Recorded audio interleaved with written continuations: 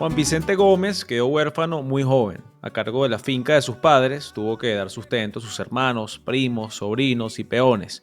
Aparentemente tenía talento para organizar y mandar. Con el tiempo se convirtió en un gran terrateniente y comerciante de café. En eso andaba cuando don Cipriano Castro lo convenció de sumarse a su hueste como lugarteniente. El compadrismo de ambos acabaría cuando Gómez aprovechó un viaje que Castro hizo por salud para darle un golpe de estado. Nunca antes Venezuela había tenido un presidente tan poderoso como Gómez.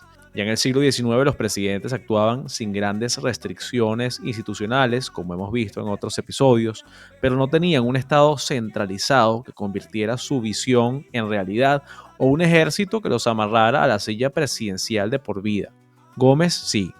Hoy les traje al doctor Napoleón Franceschi, profesor universitario, para que nos cuente más sobre el gobierno de Gómez. Mi nombre es Ernesto Andrés Fuenmayor, soy historiador y periodista, y aquí en la Historia Pepiada te cuento la historia de Venezuela de la mano de expertos de primera gama. Esta es la historia pepiada. Bueno, doctor Franceschi, qué maravilla tenerlo. Gracias por tomarse el tiempo. Lo primero que le quiero preguntar es cómo llegó Juan Vicente Gómez al poder, en qué contexto. Denos un poco la imagen de la Venezuela de principios del siglo XX. Juan Vicente Gómez llega al poder por una especie de golpe de Estado que da desde el mismo poder. Hay que tener claro que Juan Vicente Gómez era vicepresidente de la República, encargado de la presidencia, bajo Cipriano Castro, que lo había gobernado de 1899 a 1908, cuando él se va a Europa, se va a Alemania precisamente, a operarse por razones de salud, se tiene que ir, y aunque no quería, o aunque no lo deseaba, tuvo que irse del país porque era o irse o morirse. Estaba muy grave, una afección renal. Y entonces dejó encargado al vicepresidente de la República, que era su compadre y su leal subalterno, pues Juan Vicente Gómez.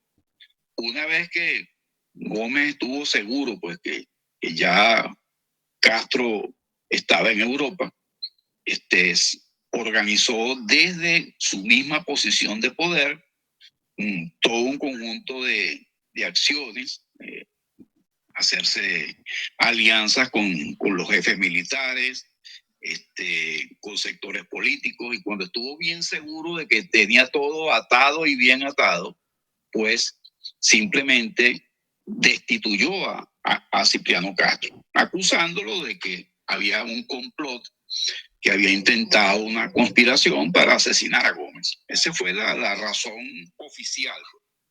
Y simplemente un buen día llegó a la Casa de Gobierno, y allí pues hizo prisionero pues a los miembros del gabinete de Castro, que Castro había dejado, y los acusó pues todos que eran unos conspiradores, que habían con la prueba un telegrama que supuestamente había enviado Castro diciendo que lo asesinaran. Bueno, eso fue simplemente una trama pues inventada por el propio Gómez, pues, para justificar pues lo que había hecho. En un primer momento él no cambia las cosas, no cambia la Constitución, no cambia nada, simplemente porque él tenía seguro pues el poder, pues porque tenía los títulos legales para estar en el poder.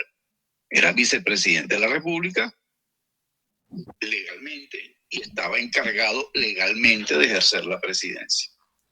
Pero por supuesto, pasado un tiempo, Gómez, asesorado pues, por quienes lo rodean, decide pues hacer algunos cambios y establece pues un cambio constitucional pues para no seguir ejerciendo el poder pues como un simple encargado. Hace una modificación constitucional, establece una nueva constitución que hace una reunión de un Congreso Constituyente, y por supuesto ese Congreso lo elige como presidente constitucional para el periodo 1910-1914. Entonces, por supuesto, ya Gómez va a gobernar durante todo ese primer lapso. No es todavía ese tirano, porque la gente siempre dice que Gómez gobernó 27 años y esas cosas, pero en realidad eso no es muy cierto. En un primer momento Gómez no actúa como un tirano, actúa guardando ciertas formalidades, respetando medianamente pues las libertades públicas, la libertad de prensa, hasta que por supuesto cuando la crisis estallará, cuando termina su periodo y entonces decide pues ahí sí violentar la situación y cambiar todo pues para quedarse en el poder hasta la muerte. Ahora, Pero doctor Franceschi, un comentario que quiero hacer para dar un poco de contexto. Ya una vez que Gómez llega al poder por medio de este golpe de Estado a quien era su compadre, el país estaba relativamente estable, es decir, ya Castro y Gómez como jefe del ejército de quien era el presidente Castro en ese momento, habían vencido a los caudillos, o sea, por primera vez habían logrado vencer a ejércitos particulares de los grandes señores de provincia que le reñían y le disputaban el poder al ejecutivo. O sea, ya Gómez empieza a gobernar en este contexto. Sí, claro, no hay que olvidar que en 1902, 1903, en medio de la crisis política terrible que tenía el país bajo Cipriano Castro, se produce la llamada Revolución Libertadora, donde se fue la revolución más grande y más gigantesca, porque hubo un ejército que llegó a acumular más de 12.000 hombres en la batalla de la Victoria, entre noviembre y diciembre de 1902. Y Gómez es una figura central en aplastar esa revolución junto con el presidente Castro. Es decir, una vez que liquidan a los caudillos, lo que llama Manuel Caballero, estalló la paz en Venezuela. Es decir, él dice que es una ironía que él utilice eso de estalló la paz, no estalló la guerra, sino que se acabaron para siempre las guerras civiles porque todos los caudillos, lo que llamó Castro el fiero caudillaje, encabezado por Manuel Antonio Matos, y hasta que el último de los caudillos, Nicolás Rolando, fue vencido allá en Ciudad Bolívar en julio de 1903. El aplastamiento, el vencimiento militar, pues de todo, la derrota militar de todos esos caudillos, le va a convertir a Gómez en una figura central y una figura fundamental pues del régimen de Castro. Y no solamente eso, pues, sino que entonces lo empiezan a endiosarlo como el hombre de la paz, pues el hombre que fue capaz de establecer una paz en Venezuela. Y empieza a integrar a los caudillos derrotados al aparato castrista y bueno, luego a su aparato gomecista. O sea, ambos dictadores les dan puestos a dedazos, son senadores, diputados, burócratas, sujetos al poder del gran jefe. Sí, una vez que Gómez toma el poder, pues como le digo, en ese golpe de Estado de finales de 1908, Castro, cuando hace la reforma constitucional al año siguiente, una de las cosas que hace es, entre las reformas que tiene esa constitución, es que crea un consejo federal, un consejo de gobierno que, por supuesto, le va a dar un asiento a más de 10 caudillos fundamentales con sus principales y suplentes. Y esos caudillos, por ese consejo de gobierno, por supuesto, no tenía mayor poder, pero le da una sensación a estos caudillos de que son tomados en cuenta y así Gómez los tiene vigilados y los tiene bajo su control. Es más, con buenos sueldos, y les crea la ilusión pues, de que están participando y compartiendo el poder con Gómez. Ellos subestimaban a Gómez, ellos creían que podían controlar a Gómez. Más bien al final, cuando una vez ya no le eran más útiles a Gómez a finales del periodo constitucional, pues simplemente Gómez hace otra reforma constitucional y elimina ese consejo de gobierno, que llamaba despectivamente el potrero. Así con su lenguaje de hombre ganadero, él en secreto los despreciaba, ¿no? Porque él sabía que esa era una apariencia de poder. Y bueno, entonces... se podría decir, doctor Franceschi, que una vez que Gómez toma el poder en 1908, ya hay un monopolio de la violencia en Venezuela. Claro, porque ya Gómez se hace de la institución, es decir, Gómez siempre tuvo claro que el poder fundamental residía en el Ejército Nacional, lo que entonces se llamaba el Ejército Nacional. Por eso es que durante 27 años, Gómez nunca va a ser presidente siempre. Gómez en más de una oportunidad, bueno, va a gobernar, por ejemplo, José Gil Fortul, por ejemplo, en medio de la transición de 1914. Después va a gobernar Victorino Márquez Bustillo, del 15 al 22. Y luego más adelante va a gobernar Juan Bautista Pérez, en el año 31. Pero esos presidentes de Gómez eran simplemente figuras decorativas. Cuando Gómez no ejercía la presidencia, separaba la función de presidente de la función de comandante en jefe del Ejército Nacional. Es decir, que Gómez fue durante los 27 años comandante en jefe del Ejército Nacional. Esa función él nunca la abandonó. Aunque transitoriamente dejara a otros como jefes de Estado, como figuras simbólicas presidenciales, que recibían embajadores y firmaban decretos, pero esos no tenían ningún poder. Ni Gil Fortul, el gran historiador, ni Márquez Bustillo, un ilustre político trujillano, ni Juan Bautista Pérez, ninguno de ellos tenía poder de verdad. El poder de verdad, el amo del poder, como decía Domingo Alberto Rangel en su famoso libro, era Gómez. Gómez era el amo del poder. O sea, durante 27 años, esa fue la columna vertebral del poder gómezista, el Ejército Nacional. Entonces, por supuesto, por eso nadie le podía discutir su hegemonía, pues, política, porque allí residía la estabilidad para Venezuela. Y por eso puso orden. Gómez se valió de dos grandes instrumentos.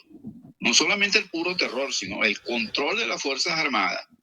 Y, por supuesto, las carreteras, por supuesto, el aparato policial, las cárceles, el exilio, todas esas armas que él utilizaba, pero lo que le daba soporte verdadero a todo era ese control eficiente de todo el país a través de las Fuerzas Armadas. Y eso va a continuar con López Contreras y Medina. En cierta forma, el ejército gómezista sobrevive a Gómez. Hasta 1945 no se purgó ese ejército gómezista. Entonces Gómez lo que hace es que erige un aparato militar más sofisticado que responde exclusivamente a él, o sea, anula cualquier intento de participación desde abajo, y el Estado no es un Estado que responde a demandas sociales como el Estado contemporáneo que uno se imagina, sino es un Estado que verticalmente absorbe el poder, mientras que organizaciones autónomas o enemigos políticos desaparecen del panorama. Exactamente. Gómez era, pues, un gobernante total del país, controlaba todos los resortes del poder económico, sociales, políticos. Todo giraba en torno a la voluntad de Gómez. Una voluntad, era una especie de estado absoluto. Era, pues, como lo han bautizado, pues, el amo del poder. Por supuesto, eso pasa por la liquidación del caudillaje histórico, que había empezado con Castro, pues, con la derrota de la Libertadora. Eso no significa que no hubo varias intentonas caudillistas, pero todas las intentonas caudillistas no pasaban de ser eventos locales, transitorios, de corta duración. Todos eran liquidados por el aparato militar gómezista, que controlaba todo el territorio nacional a través de la red de carreteras, por supuesto con una marina, con un ejército bien disciplinado y bien armado, y hasta incluso una aviación militar que Gómez la crea. Ya ha avanzado el tiempo. Sí, el avance militar ya desde un inicio del gobierno de Gómez es inmenso. En 1912 completa carreteras estratégicas que facilitaban la movilidad del ejército y el flujo económico. En 1909 ya hizo una reforma militar que estableció una carrera castrense con formación sistemática, con la Academia Militar como pilar, fundada en 1910. O sea, profesionalizó las Fuerzas Armadas, también fortaleció instituciones como la Inspectoría General del Ejército, la Oficina Técnica Militar. En 1911 promulgó el Código Militar. Todo esto, ¿no?, que construye un aparato militar inédito. Sí. Sí, ese ejército gómezista, incluso hay varios estudios especializados sobre eso. Hay un trabajo famoso de Ángel Siemens, que tiene una tesis sobre eso. Sí, ese estudio se ha hecho y realmente, por ejemplo, la escuela militar le había decretado Castro, pero realmente quien la lleva a la práctica e incluso trae los primeros instructores chilenos, el famoso coronel McGill, es Gómez, que institucionaliza, pues, la Fuerza Armada. Con eso pues se liquida el caudillaje. O sea, ya no va a haber más ejércitos personalistas en el país, ¿no? Por supuesto, eso no significaba que Emilio Arévalo Cedeño hiciera 7 invasiones o que Román Delgado Chalbó intentara una invasión en 1929 por Cumaná, la famosa invasión del Falque. O que Rafael Simón Urbina hiciera una intentona repetidas veces. Es decir, esos estallidos, esos pequeños brotes que se dan esporádicamente en el país, no pasaban de ser amagos que fracasaban, todos fracasaron. No, eso había pasado a la historia, pues, al alzarse contra Gómez. Pero claro, ya Gómez tiene los recursos que le da el petróleo para tener un ejército pues pagado, disciplinado, profesional y sobre todo obediente pues a una sola voluntad, pues su voluntad. Entonces, el Estado venezolano se centraliza, se hace un verdadero Estado nacional en el siglo XX con Gómez, sin duda alguna. ¿Cuándo cree usted que ya se puede hablar de un Estado centralizado en Venezuela? Sí.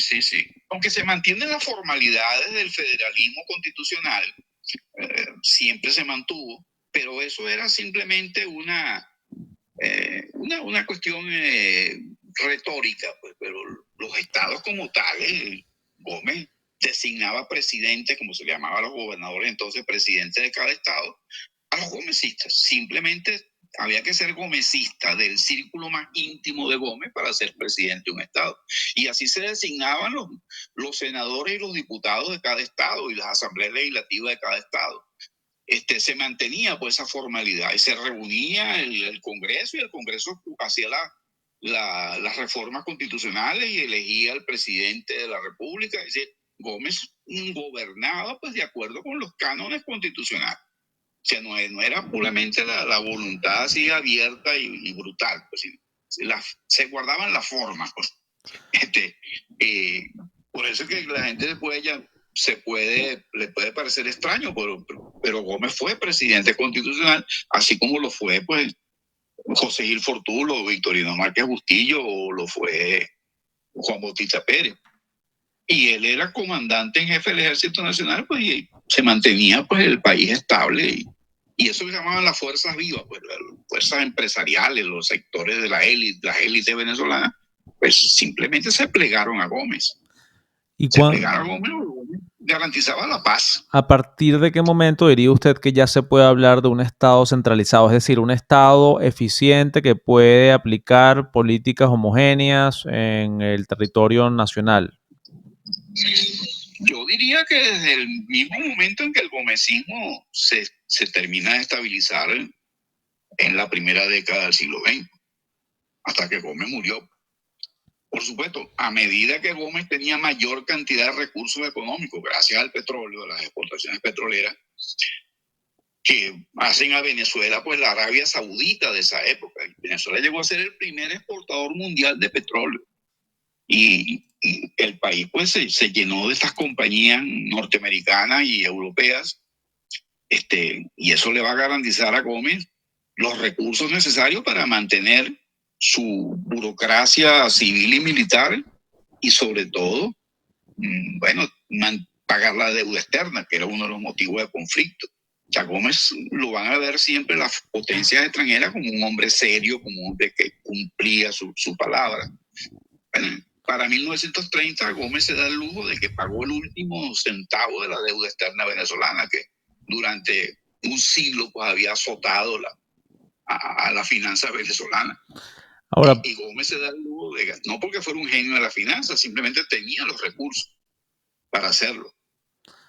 Claro, había mucha plata y relativamente poco gasto, ¿no? Sí, y simplemente Gómez no gastaba en lo que no le interesaba. Por ejemplo, el gasto educativo con Gómez era inferior a lo que se gastaba en el siglo XIX. Había menos escuelas, menos maestros, relativamente, mayores niveles de analfabetismo en el siglo XX cuando Gómez que en el siglo XIX. O sea, por ejemplo, en tiempos de Guzmán Blanco se hizo más por la educación 1000 veces que en tiempos de Gómez. Una vez que muere Gómez en el año 35, bueno, todo lo que hizo López Contreras y Medina fue una revolución educativa, con con lo poquito que hicieron era inmensamente grandes avances, pues, comparado con el abandono en que cayó la educación en tiempos de Gómez. Ahora, Ni la sanidad, ni la educación, ni el gasto público, en esto que se llama gasto social hoy día, eso no existía en tiempos de Gómez. Gómez se limitaba a mantener la ley y el orden, y que hubiera paz para los negocios, pues, para el mundo empresarial, y sobre todo para sus empresas. Gómez llegó a ser un hombre inmensamente rico. Diríamos, el hombre más rico de Venezuela llegó a ser. La fortuna de Gómez era equivalente a lo que era el presupuesto nacional cuando murió. Y eso no es una infamia, simplemente le expropiaron esos bienes. Sí, ahí Gómez crea en 1923 la Corporación Venezolana de Petróleo, y eso es básicamente una alcabala entre él y las compañías de petróleo. O sea, él cobraba o otorgaba concesiones a través de esa compañía y se quedaba con unas tajadas grandes, él o sus aliados. Sí.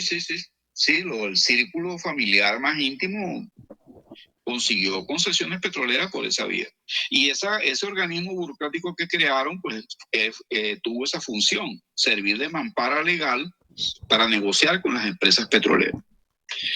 Ahora, hay que decir que Gómez, en cuestión petrolera, él fue sumamente abierto, liberal en el sentido pues más estricto de dejar hacer, dejar pasar a las compañías petroleras, las cuales pagaban contribuciones muy bajas.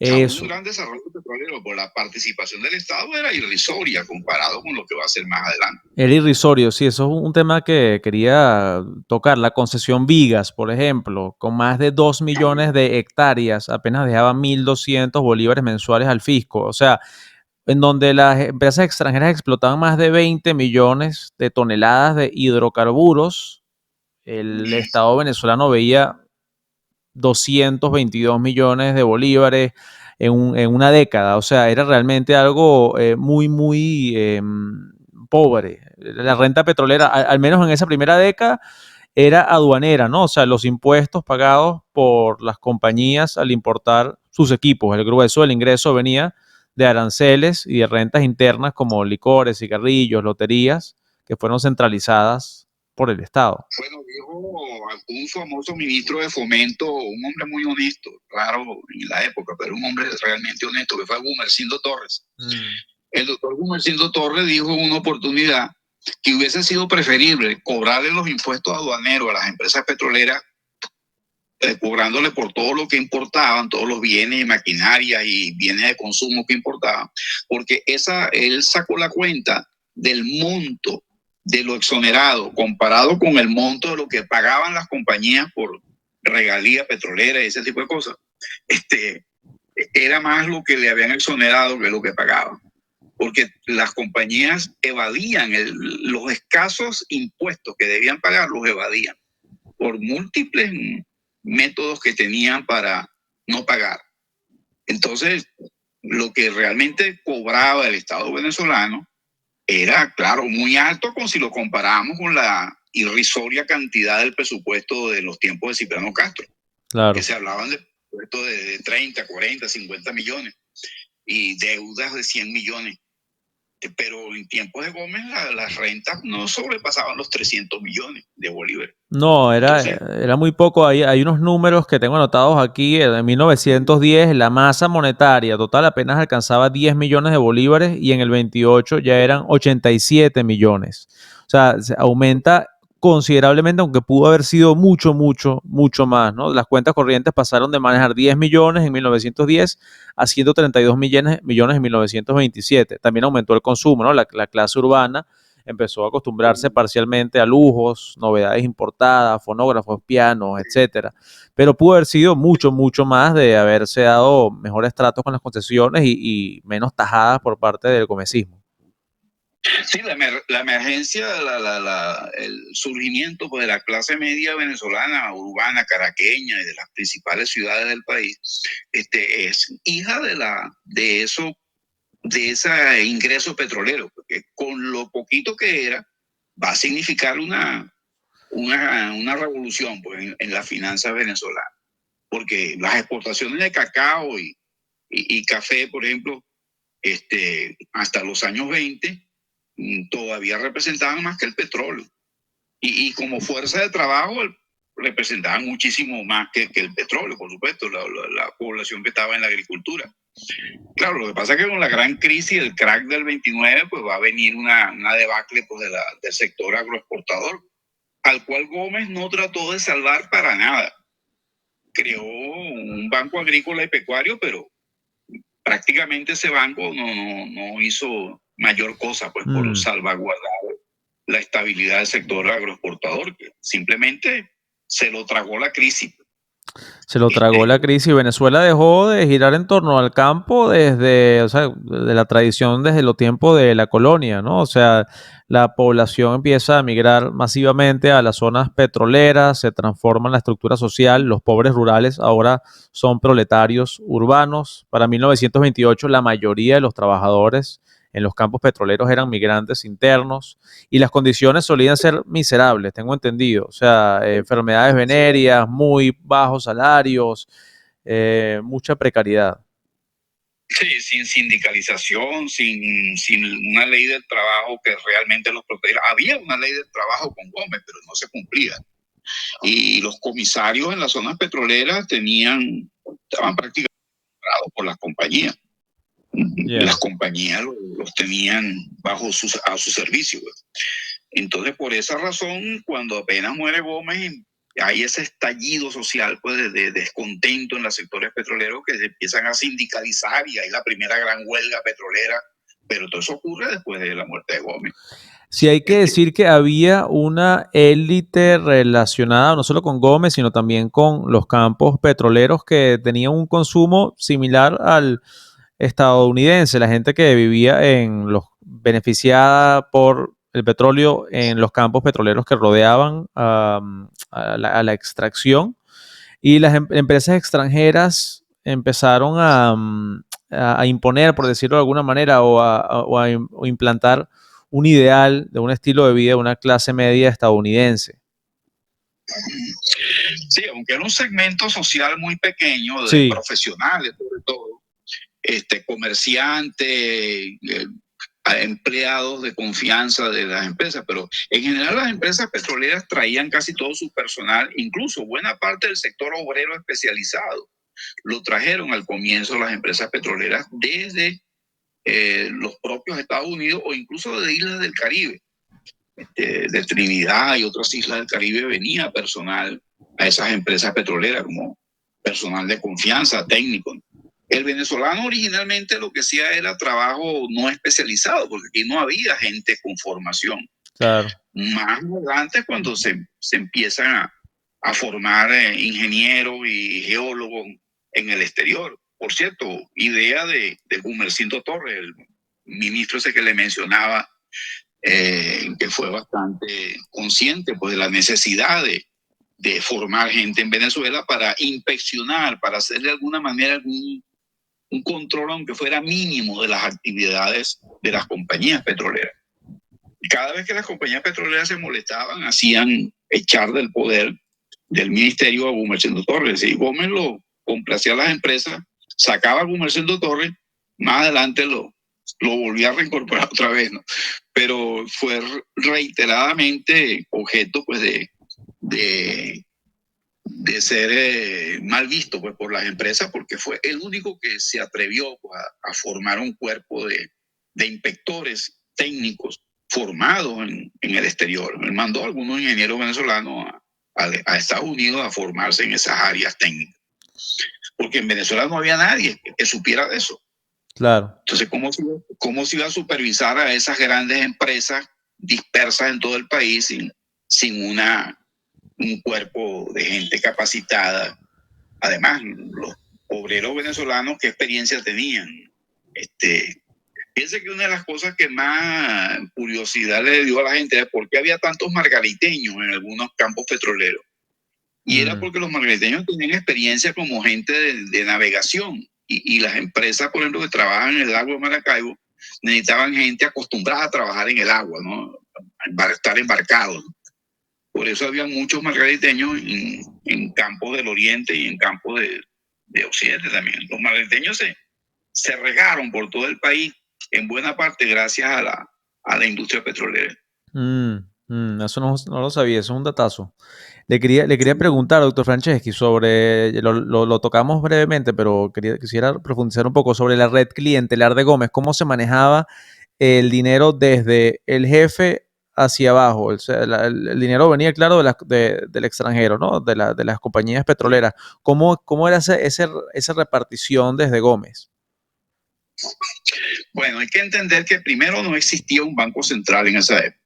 Lo que existían eran bancos privados que, como el Banco de Venezuela, que era uno de los más importantes, de Vicente Lecuna, ese dinero lo que se cobraba pues, por concepto de regalías y eso, se cambiaba a una paridad. El bolívar era muy alto. Valía menos de 3 bolívares, un dólar. Entonces, esa paridad hacía a la moneda venezolana un alto poder adquisitivo, o sea, nos convertía en un país importador, o sea, no había manera de desarrollar una industria nacional con esa moneda tan sólida.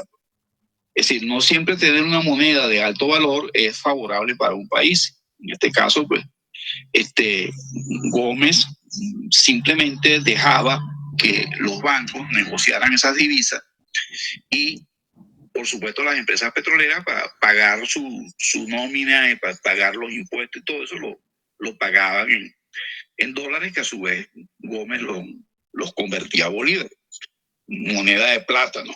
Pero no existían billetes de un banco central, sino que los billetes eran emitidos por los propios bancos comerciales, es decir, por el Banco de Venezuela, el Banco Caracas, el Banco Maracaibo y el Banco Mercantil y Agrícola.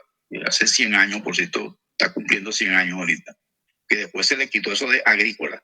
Originalmente se llamaba Banco Mercantil y Agrícola. Bueno, esa circulación de billetes se hacía bajo la responsabilidad de la banca privada. Y el resto era moneda de curso legal de plátano. Y por supuesto también había una moneda de oro desde los tiempos de Guzmán Blanco, que hizo la reforma monetaria. Entonces el bolívar tenía un alto poder adquisitivo. Por supuesto, el bolívar valía mucho, pero ganarse un bolívar costaba bastante, porque un peón de hacienda no ganaba más de un bolívar.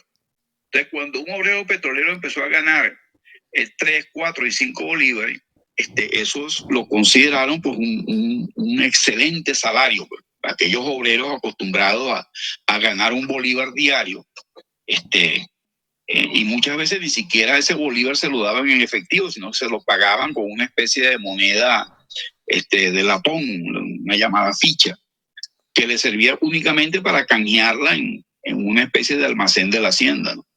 Entonces, tener la oportunidad de cobrar un salario en dinero y tener incluso el apoyo pues, de poder gastar pues, a su voluntad pues, su salario, eso va a ser un cambio revolucionario, porque va a surgir un sector obrero, aunque estaba mal pagado, aunque se vieron obligados a hacer huelga una vez muerto Gómez, pero era una especie de aristocracia obrera, porque se creó con el petróleo.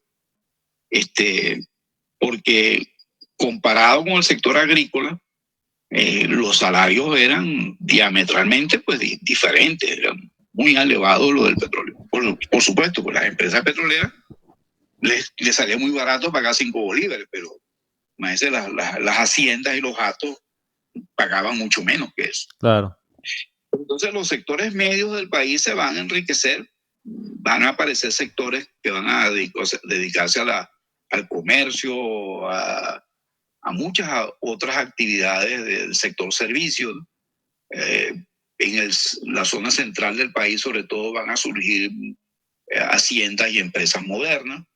Incluso el propio Gómez va a crear todo un aparato industrial y ganadero pues, propio. Gómez va a ser el primer hacendado. Gómez tenía cientos y cientos de haciendas y hatos repartidos en todo el país.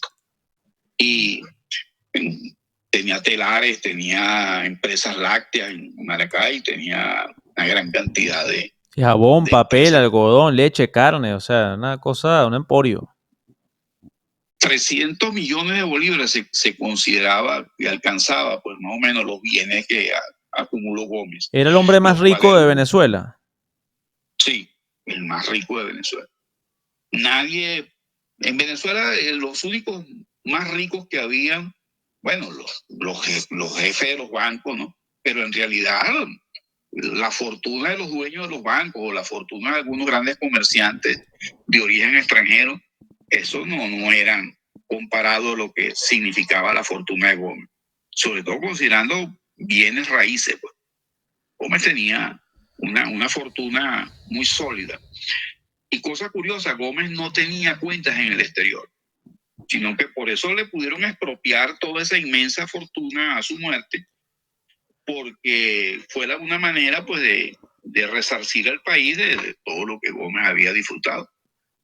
Pero fíjese una cosa, López Contreras le expropió, confiscó los bienes a Gómez, pero no a la familia de Gómez y no a muchos de los gomecistas que se enriquecieron a la sombra de Gómez. Va a ser en 1945, más adelante, con la revolución que tumba Medina en Garita, cuando va a haber en cierta forma una expropiación de algunas personalidades que fueron gomecistas y van a ser acusados pues, de haberse enriquecido pues, ilícitamente y le van a confiscar parte de sus bienes. Y eso trae consecuencias graves para el país. Sí, yo tengo la impresión de que él manejaba la economía nacional como si fuese una empresa privada o como una especie de finca. De hecho, él habla en 1929, en el único discurso suyo que fue transcrito, dice que administrar el país es como administrar una hacienda y que él es un buen hacendado, eso es una cita, porque sabe controlar a sus capataces y porque sus ojos están bien abiertos. Sí, Gómez manejaba el país como su propia hacienda, como un dueño de una hacienda, y por eso es que era un hombre sensato. Gómez no era un hombre de aventura financiera, no era una persona que estuviese pensando, por ejemplo, en no pagar una deuda, no. Gómez era en eso religiosamente honrado, en eso de honrar no era un maula pues irresponsable como lo fue Cipriano Castro, por ejemplo. Él aprendió muy bien la lección. Él sabía que meterse con las potencias, meterse con los museos traía consecuencias. Por eso Gómez siempre fue religiosamente pagar la deuda y hasta que pagó el último centavo, pues en 1930, y dijo que de esa manera se homenajeaba por el centenario de la muerte del Libertador. Y lo extraño es que en plena crisis económica, en plena debacle, Venezuela tenía reservas del tesoro y tenía cómo pagar el remanente de la deuda que quedaba. Por supuesto, no hizo la inversión en educación, no hizo la inversión en fundar hospitales, no hizo campañas sanitarias, porque durante la época gomecista la sanidad estaba en el suelo. O sea, el paludismo, la fiebre amarilla, la anquilostomiasis, la tuberculosis, o sea, todo eso azotaba al país, ¿no? Y mataba. La población venezolana era exigua por eso, porque la tasa de mortalidad anulaba pues la tasa de natalidad. Venezuela llegó a tener una población que no llegaba a los 3 millones de habitantes.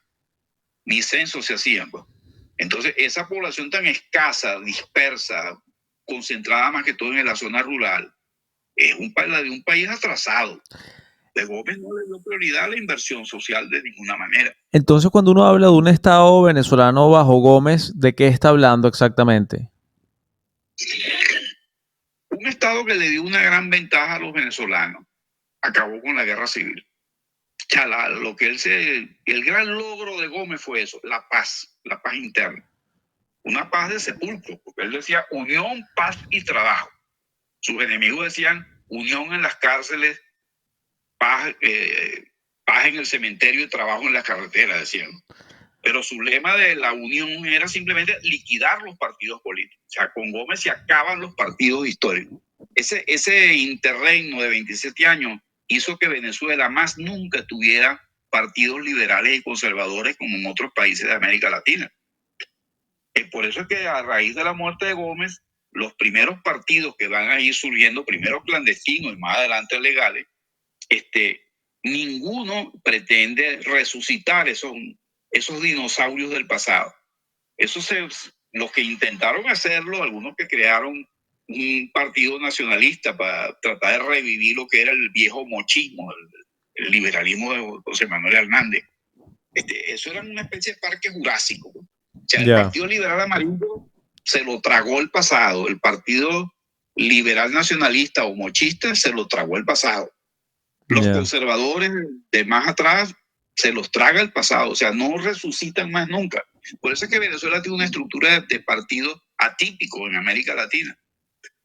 Porque muchos de los que van a fundar partidos son muchachos de la generación del 28 que, bueno, en el exilio se forman, aprenden y ven lo que es una prensa libre, lo que es los partidos marxistas en el exterior. Y bueno, esa generación del 28, encabezada por hombres como Betancourt, por ejemplo, o Leone, van a ser los líderes del futuro, que no van a tener nada que ver con esa vieja oposición de caudillos, esos caudillos con los que intentaron regresar y resucitar políticamente. La gente los veía como una gente pintoresca, claro, una gente que no les decía nada, era un mensaje muerto, ya que no tenía sentido. Esos partidos desaparecieron y simplemente no volvieron a resucitar más nunca. Y más allá de la seguridad, disculpe, más allá de la seguridad interna y del aniquilamiento del pluralismo, ¿cuál fue el rol del Estado bajo Gómez? O sea, ¿se puede hablar de ministerios funcionales? ¿Se puede hablar de burócratas profesionales? No, Gómez no creía mucho en eso de los burócratas y de la profesionalización de un Estado. Simplemente Gómez creía sobre todo en la lealtad. Se estaba con Gómez o se estaba contra Gómez. Entonces, aquellos jóvenes que iban a la universidad, bueno, que estuvo durante buena parte del tiempo cerrada, ¿no? La universidad tuvo largos periodos clausurada. Primero en 1912 y después de 1928. Los jóvenes incluso van a tener que formarse en escuelas independientes, pero la universidad como tal, en un solo local, no existía. Gómez la clausuró, como también clausuró la escuela militar durante un periodo. Gómez creía pues que quien retara su poder era su enemigo. Entonces Gómez tenía un estado, pero de gente muy incondicional, pues totalmente servil. Y era muy pequeña, era una burocracia centrada en, diríamos, la administración, un estado mínimo pues, para las funciones burocráticas básicas, pues, de jefes civiles que controlaban pues, la población directamente y mantenían la ley y el orden. O sea, esa era la función del Estado. Pensando que había muy pocos ministerios, además del Ministerio del Interior, había un Ministerio de Relaciones Exteriores, un Ministerio de Fomento, ni siquiera había un Ministerio de Sanidad y Agricultura. Había una cosa que se hablaba del Ministerio de Agricultura y Sanidad, o Sanidad y Agricultura. Decían que el general Gómez le mezclaba la sanidad con las vacas, decían. Pues ni siquiera había un ministerio específico para agricultura o un ministerio específico para sanidad. Había, por supuesto, el Ministerio de Instrucción Pública, muy pequeño, el de Educación. Pero y por supuesto el de Guerra y Marina, que era el que concentraba la mayor cantidad de funcionarios, que era toda la burocracia militar, de comandantes y jefes de guarnición y todo lo que giraba pues, en torno a las Fuerzas Armadas. Que esa era la prioridad para Gómez. Pero educación, sanidad, intervención en la economía, cero. Eso no le interesaba a Gómez para nada. Incluso la parte petrolera pertenecía al Ministerio de Fomento. Y cuando uno piensa en el gobierno, el régimen de Gómez, muchas veces uno piensa en represión. ¿Qué papel jugó la represión en la estabilidad del régimen? La represión brutal, o sea, la represión de las cárceles, de los campos de concentración, de la tortura. ¿Qué papel jugó? Había bastante represión, pero la represión era cuando era necesaria. simplemente la gente se plegó, la gente obedecía, pues la gente guardaba silencio. Por supuesto, había una censura de prensa total. No había una prensa, había muchos periódicos y revistas, pero los periódicos y revistas publicaban estrictamente lo necesario. Había una autocensura.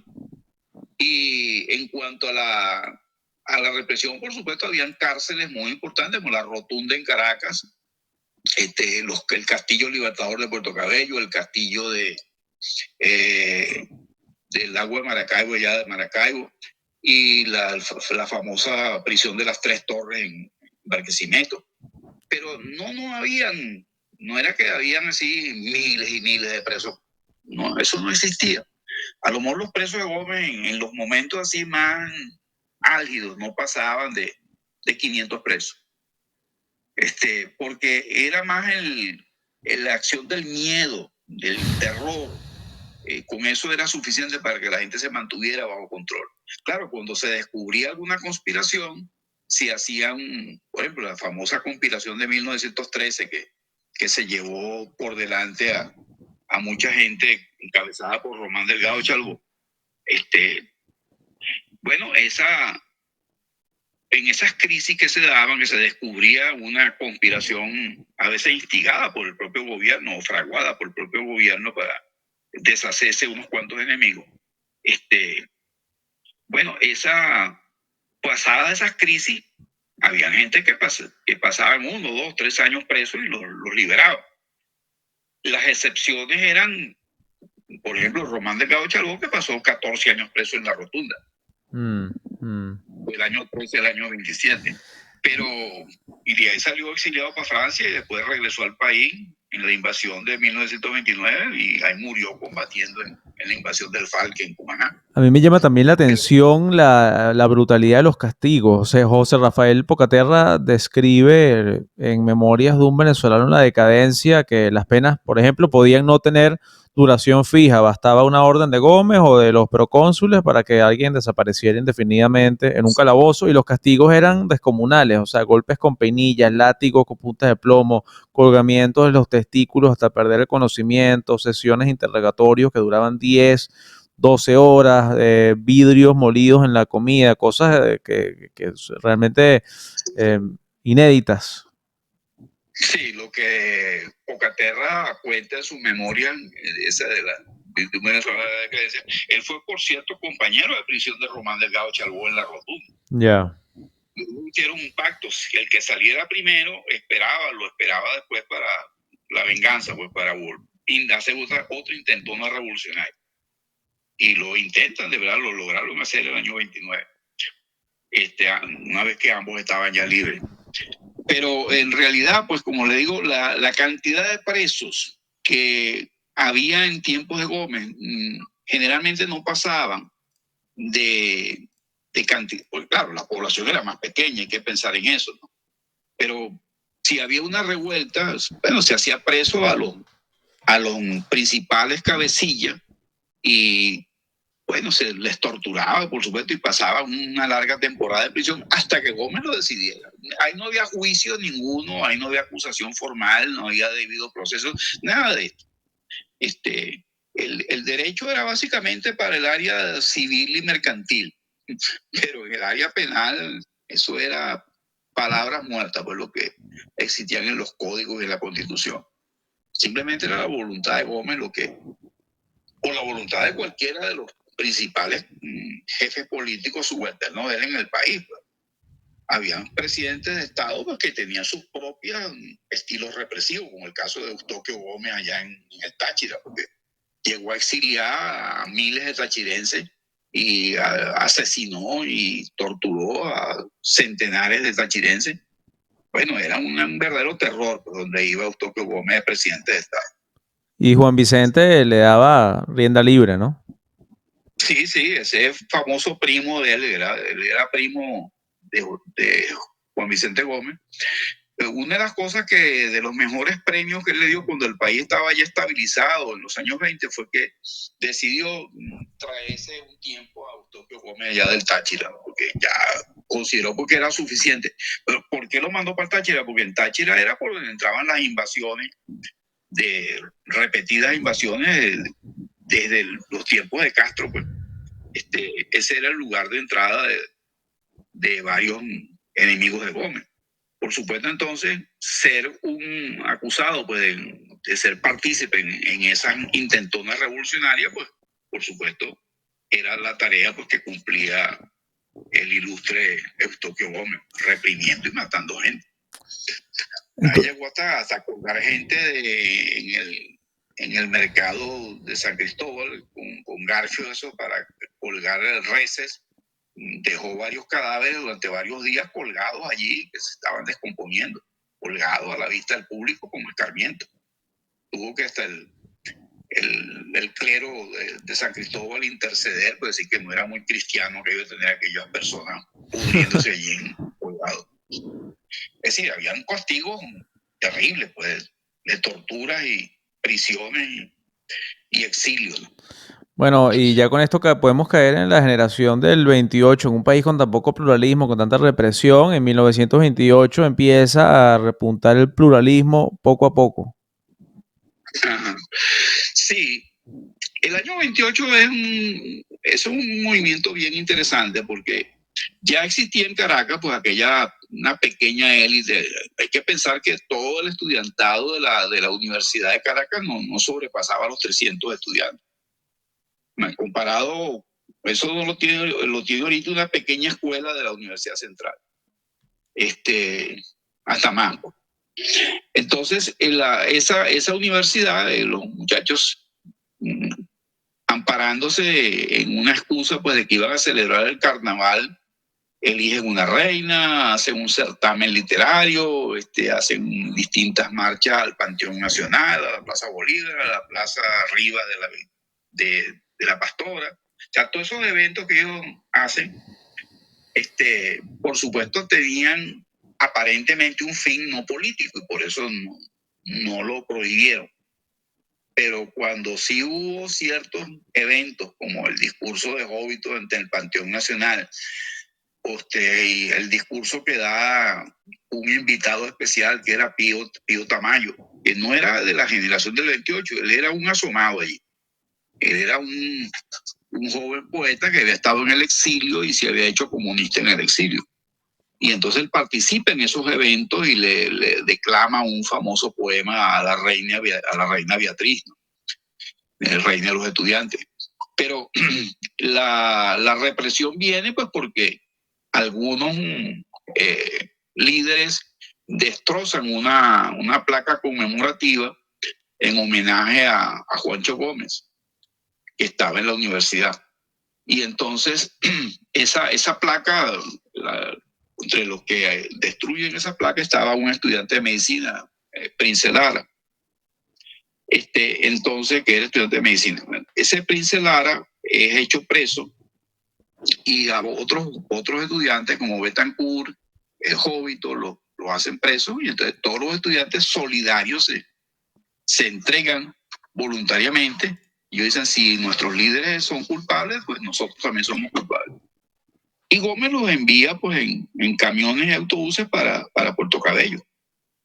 Pero por supuesto fue una estadía muy corta en la prisión.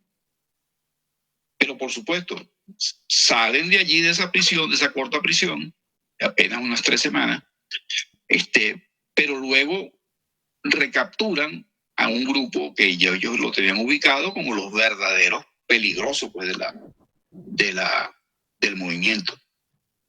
Y los que no logran escapar, como el caso de Jovito Villalba, tendrán que esperar hasta que se muera Gómez para salir del castillo.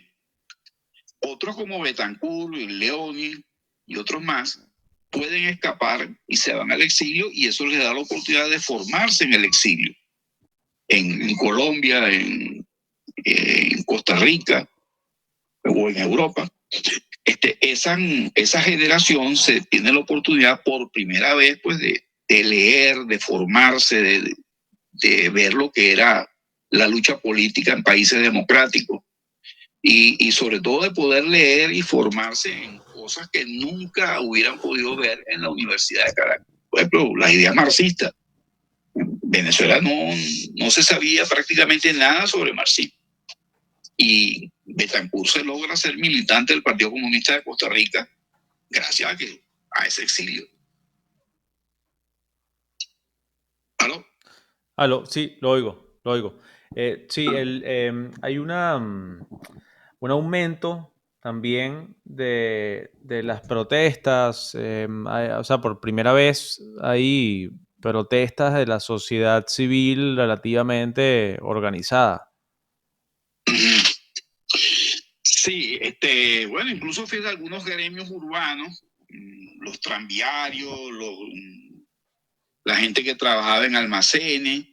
Hay una especie de huelga espontánea de solidaridad con los estudiantes. Y hay que tomar en cuenta que muchísimos de estos estudiantes eran hijos de familias acomodadas. O sea que no era fácil reprimir así impunemente a estos muchachos que aparentemente no habían hecho nada grave, pues no habían, salvo uno que otro que dijo un muera Gómez en medio de la emoción de la calle. En realidad ellos no habían hecho nada, un acto ilegal ni nada por el estilo. Es más, habían algunos hijos de gomecistas entre esos presos, que le dieron también su carcelazo. El caso del hijo del general Emilio Fernández, que después escribió un libro sobre la época de la invasión esa cumaná del año 29. Bueno, entonces estos jóvenes, la trascendencia mayor que van a tener es cuando regresan después que muere Gómez. Una vez que muere Gómez y ellos pueden regresar al país, ellos van a convertirse en los grandes tribunos de las masas. Por ejemplo, Jovito Villalba se relanza como presidente de la Federación de Estudiantes de Venezuela y se convierte en el gran tribuno popular, recién salido de la cárcel, donde tuvo la oportunidad de formarse políticamente con algunos presos comunistas que habían allí, entre otros Pío Tamayo, que ese nunca salió libre. Salió, fue casi a morirse con su familia, cuando finalmente lo liberaron.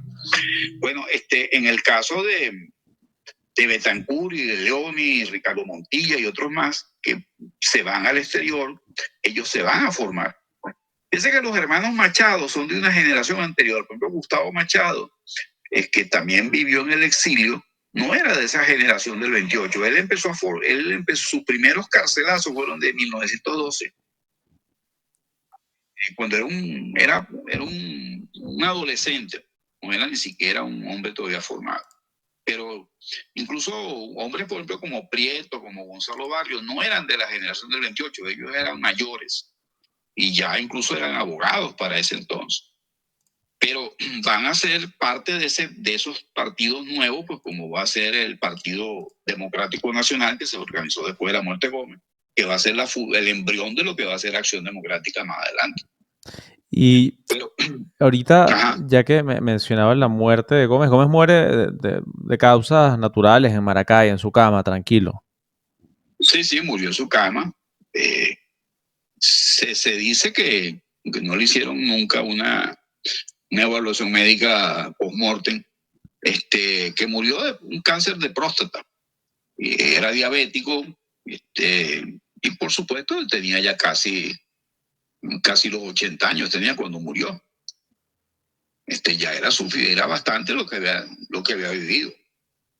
Pero murió pacíficamente en su cama de Maracay y fue enterrado pues en medio del dolor de las Fuerzas Armadas y del régimen que lo hereda, pues, de Eleazar López Contreras, que es algo así como el sucesor designado por Gómez. Y él será, los próximos años, será la cara del militarismo y del gomecismo sin Gómez. Sí, exacto, el gomecismo sin Gómez, porque la base de la estabilidad es esa Fuerza Armada gomecista, que no es purgada hasta 1945. Es cuando salen pues los últimos, unos 3 centenares de generales y coroneles gomecistas que son sacados y se va a formar una nueva Fuerza Armada ya verdaderamente profesional, encabezada por gente pues como Carlos Delgado Chalbó, Marco Pérez Jiménez y toda esa gente con estudios técnicos en la academia y en el exterior, como el caso de Carlos Delgado Chalbó, que se formó en Francia, básicamente. tuvo una larga carrera como profesor en la Academia Militar. Pero el centro siempre de la estabilidad, el eje de la estabilidad puede ser siempre las Fuerzas Armadas. Ya, Y eso va a continuar pues, con Pérez Jiménez, sin duda alguna. ya. Bueno, yo creo que con eso tenemos ya una idea, por lo menos general, macro, de lo que fue el régimen gomecista. ¿Usted quisiera agregar alguna otra cosa? Mira, de verdad que no sé qué otra cosa podría ser. Mira, yo diría pues que Gómez, que se le ha acusado de muchas cosas, Gómez era un hombre con una inteligencia y una intuición natural hacia lo que significaba el poder. Gómez no era un intelectual, pero tampoco era un hombre totalmente analfabeta, también como algunos lo han planteado. Gómez era un hombre con educación elemental, pero tenía una virtud. Él se rodeó de la gente más inteligente, mejor formada del país. O sea, Gómez siempre tuvo un círculo de intelectuales, los llamados positivistas, que estuvieron rodeándolo y asesorándolo y le sirvieron en los congresos como senadores, como diputados, como ministros, como embajadores. Gómez no era precisamente una persona totalmente ignorante, era una persona que tenía educación elemental, no era un intelectual, obviamente, no era un hombre instruido, formado, como el caso de Guzmán Blanco, por ejemplo, pero no era tampoco una persona totalmente ágrafa, ¿no? Sí sabía leer y escribir, se hacía leer libros con gente que lo apreciaba, se hacía leer novelas, le gustaba el cine, y sobre todo se rodeó de un set de personas que lo ayudaba, que lo auxiliaba. Ramón J. Velázquez nos contaba en una oportunidad en un seminario que Gómez tenía una virtud. Cuando él iba a tomar una decisión, él le pedía opinión a las personas más calificadas que él consideraba podían darle una asesoría en ese tema. Y él convocaba a esa persona y le decía, mire, en este pedacito de papel, deme su opinión sobre tal tema. Y no me traiga 4 páginas, 20 páginas, no. En este pedacito de papel, él le hacía la pregunta a la persona, bien fuera un banquero, un ingeniero, un médico, quien fuera. Y entonces esa opinión, él se la pedía a varias personas que él consideraba podían darle una buena feedback. ¿Y qué hacía Gómez con eso? Bueno, él examinaba las respuestas a la pregunta que él hacía y él tomaba la decisión que él le convenía, que él consideraba la más apropiada. Es decir, Gómez no sabía de todo, pero él sabía preguntarle a quien sabía. O sea, era muy cuidadoso en eso de respetar a la gente que sabía. Entonces, él no pretendía saberlo todo, él no pretendía tomar decisiones así sin... Claro, en cuestiones de orden público ese era su campo, ¿no? En cuestiones de represión ese era su campo. Pero si él tenía que tomar una decisión económica, por ejemplo, una decisión legal, él se hacía asesorar y tenía entonces ministros muy capaces, gente de primera línea, los intelectuales más ilustres del país estuvieron al servicio de Gómez. Entonces, no es que Gómez estuviera rodeado, como decía, el complejo de Blancanieves, porque tenía 7 enanos a su alrededor. No, tenía 7 gigantes. Tenía gente muy calificada que le servía como embajadores, le servía como ministros, le servía como parlamentarios, como presidentes de Estado. Casi todos los presidentes de Estado de Gómez eran jefes militares de su más absoluta confianza. Había como cierta correlación entre ser presidente de un Estado y ser general. Bueno, general de esos que él aceptaba como general.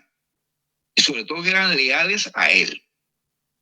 Y leales, por supuesto, a las Fuerzas Armadas que él organizó. Esa es una particularidad que a mí siempre me llamó la atención sobre Gómez. Genial, genial, doctor Franceschi. De verdad que mil gracias por compartir todo ese conocimiento con nosotros. Seguro que le será de uso a mucha gente.